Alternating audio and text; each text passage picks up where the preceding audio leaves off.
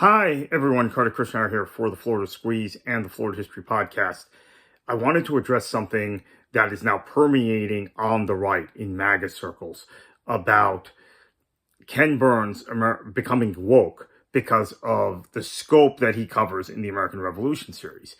And I had the privilege of screening the series in advance, and I know I put out here for y'all a video saying it was going to shake some of the misconceptions about the American Revolution and the revolutionary era in North America.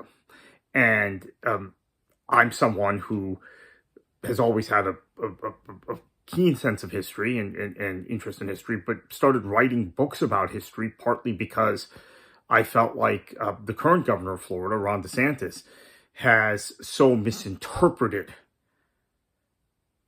the history of our state, which is why I've now written 5 books about the state in terms of its history, right? And 2 books, co-authored one and with Robert Buccellato, authored the other.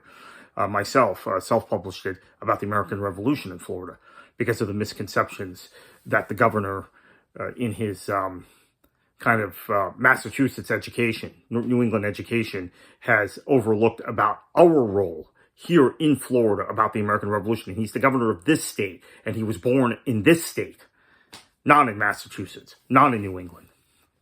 So Ken Burns, who actually is a New Englander, I believe, has this sweeping documentary series, which, like his series on jazz, like his series on the Vietnam War, like his series on baseball, like his series on the Civil War, and like even his earlier documentaries on the Brooklyn Bridge and Huey Long and Thomas Hart Benton, they make us think a little differently about topics maybe we've read about or we think we're really well versed in. And so the American Revolution series also came out at an appropriate time. The timing was a coincidence. Burns and his co-director, Sarah Botstein, have talked about in numerous interviews. They started this project when President Obama was still president, still had 13 months left in his term. But it's come out during the presidency, the second term of Donald Trump, which has been sort of, let's rewrite the myths of American history in overdrive. Let's make sure there can be no discussion of topics that are controversial at national parks and in the Smithsonian and in any sort of official communication. And look, at one time, I was guilty of this same stuff. I defended the flying of the Confederate flag when I was younger. I spoke with great pride about Tallahassee being the one capital east of the Mississippi that had never been conquered by the Union during the war between the states, because I had felt that I was reflecting the general viewpoint here in the state of Florida, and that those who took another view were just kind of contrarians or complainers. Now, as I've grown older and more mature, and this part of this video is going to be about maturity, I've realized that that was a fundamentally flawed way of looking at things. Okay, and that the tyranny of the majority can be an actual tyranny. And so, in the wake of Ken Burns making this series, which dealt with some hard truths, I just wrote a book a few months ago about the American invasion of Canada and subsequent invasions, War of 1812, some other intrigue after that. But the American invasion of Canada in 1775 by the Continental Army, 1775 and 1776, the Quebec campaign, which now Ken Burns has talked about in great detail. And in fact, my mother, who was an American history teacher, did not know about this invasion. And then I told her about it when I wrote my book. I think she skimmed through my book, but she now understands it. And I told her part of the resistance in Quebec was down to these French Catholics. Quebecois did not want to be ruled by these kind of Protestant zealots. And I talk in the book about Britain had its own problems with Catholics, going back to Henry VIII. But in this particular context, in this particular framing, in Quebec, the Catholic Church and the Catholic hierarchy felt that they were in much safer hands with the British than they would have been with the new revolutionary American state, which became the United States, which in 1787 had a constitution, etc. That has to be remembered too. 1776 is not. I saw someone wearing a shirt recently, presumably a MAGA person, which said, "We the people, 1776." I thought, my goodness, the person who makes the shirt, which is presumably some right-wing group, they don't even know "we the people" is the Constitution. Let's say 1787, 1788 with that. Something completely different than 1776. So anyway, there has been, since Ken Burns' documentary, since the very first episode came out, that Sunday night, now about 2 weeks ago, you have had a drumbeat on the MAGA right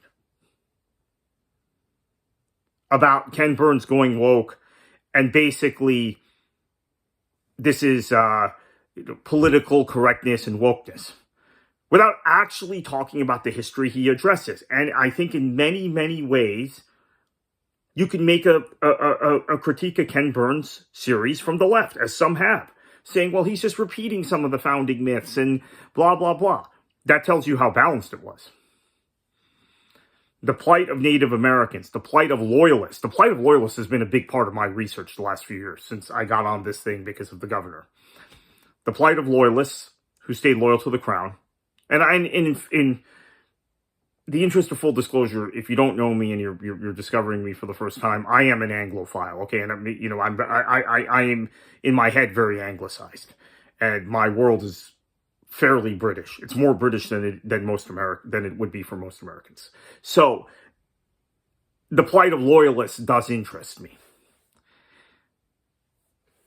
and should have always interested me.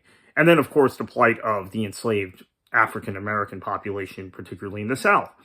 And one of the things I discovered in my research about Florida and my 2 books about the American Revolution in Florida is that the British, in spite of their own complicity in the slave trade was a big part of making Britain rich. They didn't have the hang-ups about arming African Americans or Native Americans that the American colonists did, that the revolutionaries did. And if you read my book, Florida and the American Revolution, which is available on Amazon, I go into this in great detail. In the book I've co-authored with Robert Buccellato, The Florida Campaign, 1774 to 1783, that came out earlier this year, or actually in the U.S. just came out last month, came out earlier in the year in the United Kingdom. We get into some of those topics as well. And so this is all the actual history. We have been mythologized about the American Revolution more than any other event growing up in the United States. And I had an incredible amount of misconceptions growing up. And I was a revolutionary patriot. One of the first picture books my parents bought me was about the revolution. And I was 9 years old when we went to Williamsburg, and the tour guide asked a bunch of questions, and I answered them all, and the adults couldn't, because I was so into the American Revolution, had been mythologized about, quite frankly. Made sure my parents could pay for a school trip or gifted history class in 8th grade, went to Philadelphia. It was the greatest thrill of my life at that point, going to Independence Hall. But as you grow older and you understand that so much of the history written before a certain date was mythology, and that, you've had these cycles of American history where history has been interpreted, or during the history of the American Republic, where historians have interpreted events differently. And even political scientists have interpreted historical events differently. And this is something I think also that's still true. I think historians and political scientists have a difference in interpretation on the Gilded Age and on the Progressive Era in the early 1900s. I mean, I'm saying political scientists tend to overemphasize economics and underemphasize social issues, and I think historians tend to do the opposite, at least when it comes to those 2 periods of American history. So, the American Revolution, though, has been one where there's been this universal sweep of eulogizing the founders. Now, for ideological purposes, there have been you've seen people at cross purposes about Hamilton versus Jefferson for my entire lifetime. And both ideological camps in the country, both major liberals and conservatives, if you want to call them that, trying to claim Hamilton and Jefferson simultaneously, which is really hard to do, but they both tried to do it.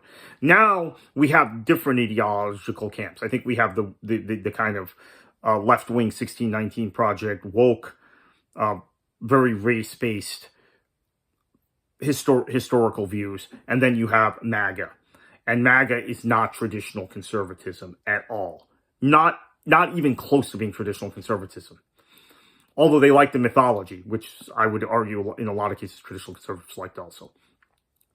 And MAGA has gone crazy about Ken Burns telling the true history of the American Revolution in a very balanced fashion.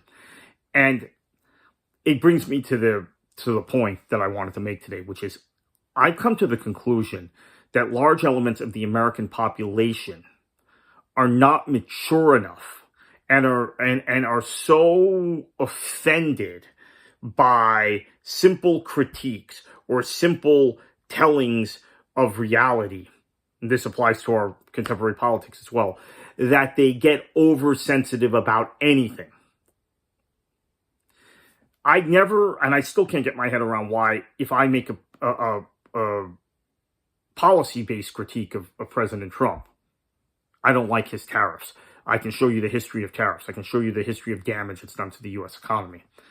That so many people take that personally. And so many people who, if left to their own devices, had previously voted for Republicans who have the same viewpoint on tariffs as I do and on free trade. I don't want to get into this too deep, but part of my political orientation was in the 1990s as a young Democrat and a college Democrat doing battle with my own party over the free trade issue. So it's something I feel very passionately about. They were the protectionists then. They were the ones who liked what Trump would maybe that's why so many people on the left have become MAGA. They like the ethnocentric politics and the tariff-based, the protectionism. They don't like competition in the marketplace. Always thought that was more of a left-wing idea than a right-wing idea. But yeah, Trump is redefining things, President Trump. But so they have taken this Ken Burns documentary, so many of them, very, very personally. And then the rest of them don't watch it and don't care and are going to continue to repeat myths and in some cases outright lies about the American Revolution, the Revolutionary era. So, look, I think we have to have a reckoning now. Many Americans are not mature enough to deal with reality. And this is why we have the kind of polarized electoral political situation we have. This is why we have so much polarization in our society, even when the subject isn't President Trump or Bernie Sanders or whatever, AOC, Mamdani. There is something in our society which I don't see in your, and I made this point in covering football, soccer, I should call it soccer in this video, but football as it's called in the rest of the world, that Americans tend to be more sensitive when you critique an American player than Argentines are if you critique an Argentine player, or Brazilians are if you critique a Brazilian player, or French people are if you, and so on and so forth. Germans are than German players. And it's been noticed by people in kind of the upper echelons of the English-speaking press outside the United States.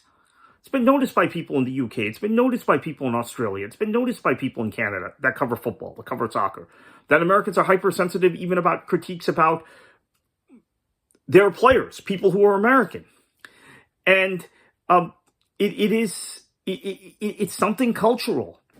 And the Ken Burns series is reminding me of that. The cultural kind of oversensitivity, lack of maturity, lack of ability to accept critiques. I would say this for people on the left too. I think a lot of things that people on the far left interpret as racism oftentimes are critiques. Okay, maybe they're hard-edged critiques. Maybe they should be said differently, but they're critiques. But I don't think that's as big a problem as what we're seeing now on the MAGA right, where any criticism of Donald Trump's monetary policy, which again I would say is very left-wing. I mean, I'm actually finding the president that Trump has the most in common with, besides Nixon with the corruption, is probably Roosevelt with the Franklin Roosevelt. Well, maybe both Roosevelts, but FDR with the megalomania, the disregard of institutions, the disregards of norms. So that would put him on the far left, actually, not on the right. But I'm just finding this conversation, even to have the conversation about the American Revolution, to be so freaking difficult. And It just shouldn't be this way. But again, kudos to Ken Burns for a great documentary. If you haven't seen it, you need to check it out.